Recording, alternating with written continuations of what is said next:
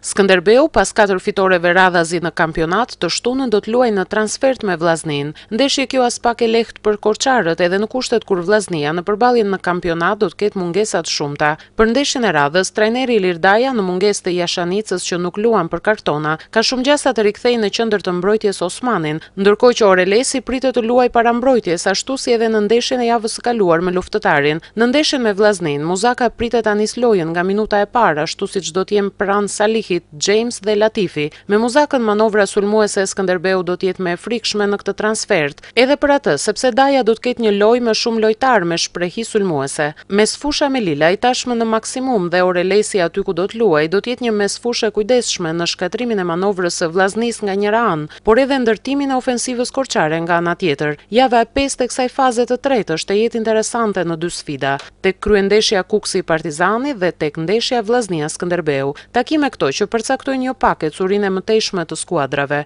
Një fitore Partizanit, por edhe një e tillë e Skënderbeut kalon korçarët për herë të parë në krye të renditjes që nga fillimi i sezonit. Më tepër se kur, kampionati ka hyrë në llogaritë e tij.